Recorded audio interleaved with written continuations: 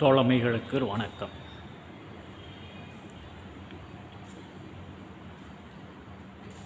பெங்களூரின் அரும்பொருட்காட்சியகம் இது.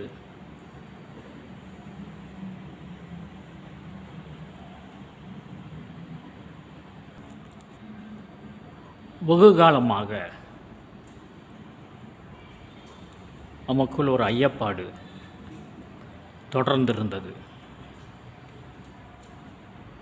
எளிய விடயம்தான், விடுவிப்பதற்கான ஆட்கள் தான் இல்லை, அல்லது தேடல் போதுமான அளவு இல்லையோ தெரியவில்லை. அவை யாதெனில், இந்த பென்குலன் பிரித்தானியர்கள் சென்ற இடமெல்லாம் சிறப்பு பெற்ற பெயர் போலும். சிங்கப்பூரில் பென்குலன் ஸ்ட்ரீட், பெனின்சுலா பிளாசாவுக்கு அடுத்த தெரு. அதேபோல் மலாக்காவிலும் இருந்தது. இப்பொழுது இருக்கின்றதா என்று தெரியவில்லை. ஏனென்றால் இந்த மலேசிய ஆட்சியாளர்களுக்கு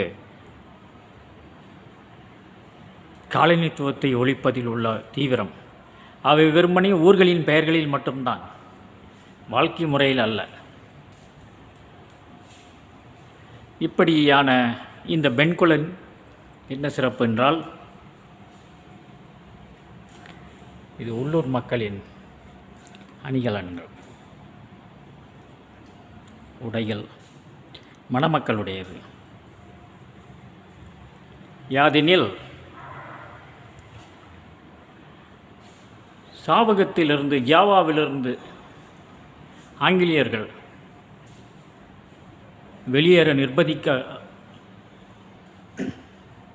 ஒல்லந்தர்களால் வெளியேற நிர்பந்திக்கப்பட்ட வேளையில் அவர்களுக்கு மாற்று இடம் தேவைப்பட்டது. தெமாசிக் வெகு தொலைவில் இருந்ததால்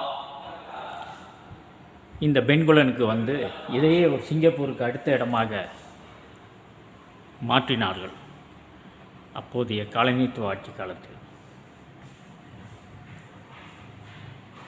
இது மேற்குலக நாடுகளில் ஏதும் இந்த பென்குலன் என்ற பெயர் ஊர்களுக்கு சூட்டப்பட்டிருக்கின்றதா என்பதை அங்கு வாழும் புலம்பெயர் தமிழர்கள் கூறினால் புதியவற்றை கற்றுக்கொள்ளலாம்.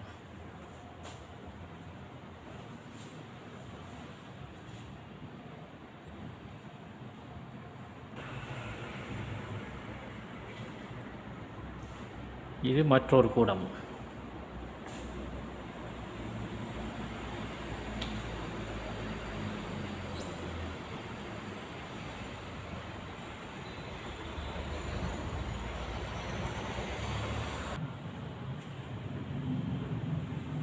யானை தந்தம்,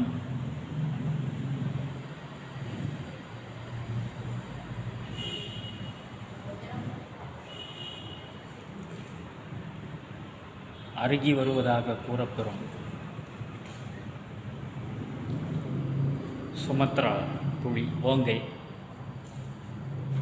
இவை ஜம்பி போன்ற பகுதிகளில் வாழ்ந்தவர்களின் சந்ததியினர் மலாய் மொழியில் எழுதப்படும் கதைகளில் விசித்திரங்களை உள்ளடக்கியதாகவும் மந்திரத்திற்கு வசியப்படக்கூடியதுமான ஓங்கைகளின் கதைகளை வாசிக்கலாம். பழம்பொருள் சேகரிப்பு.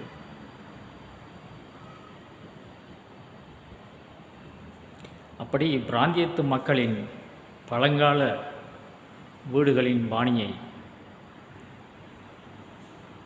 கண்டு வருவோம்.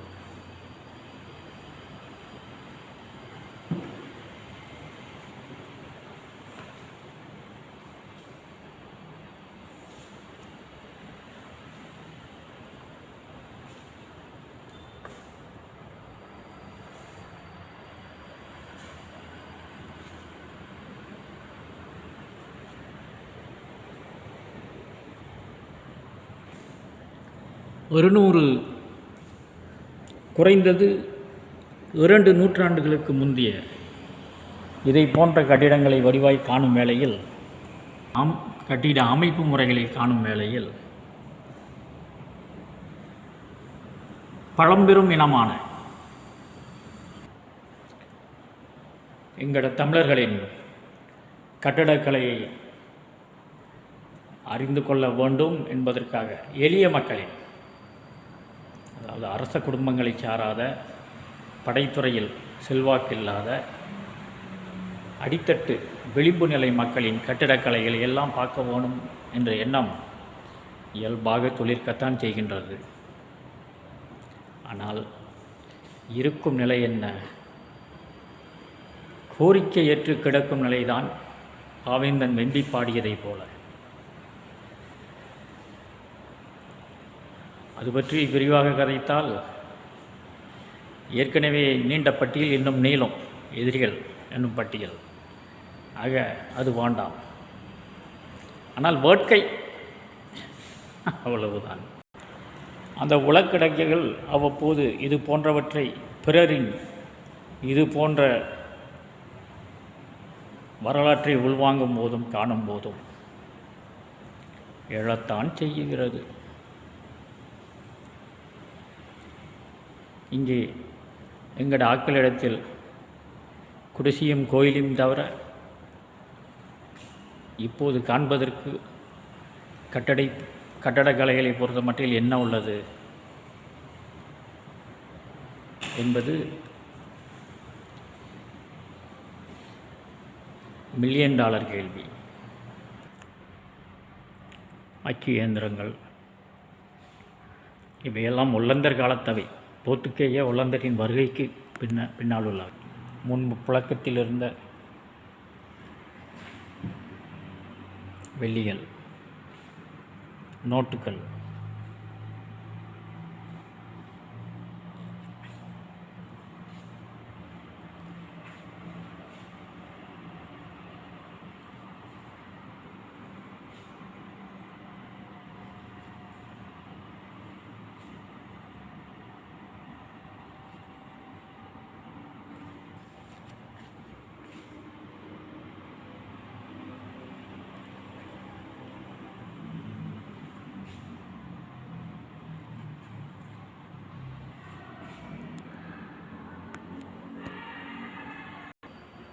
நாணயங்கள்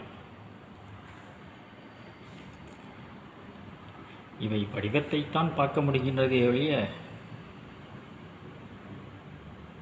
அவற்றில் அச்சிடப்பட்டவைகள் அரியவையாக உள்ளன. இசைக்கருவிகள்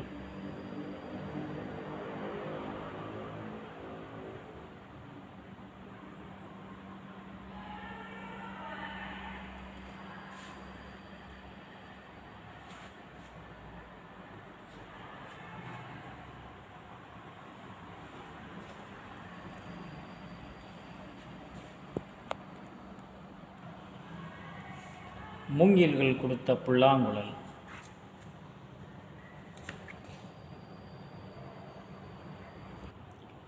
நெருப்பு உண்டாக்க பயன்படுத்தப்பட்டவைகள் இவை 1993ஆம் ஆண்டு வாக்கில் இந்த பெங்களூரு நகரில் ஏதோ ஒரு பகுதியில் கிடைக்கப்பட்டவையாகும். இது இருமையின் கொம்பிலிருந்து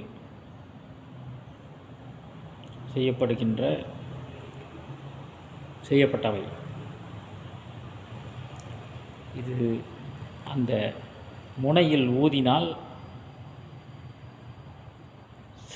சருகு மானின் கத்தல் போல இருக்குமா அந்த ஓசை. இவை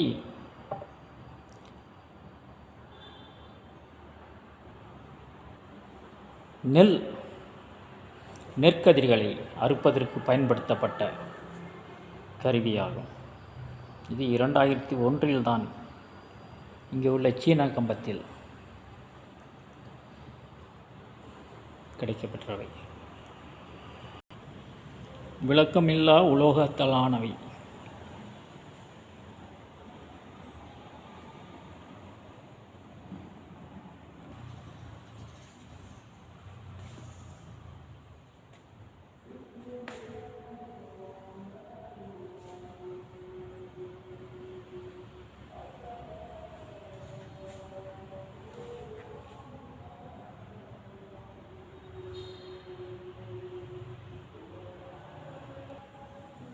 இசைக்கருவிகள்.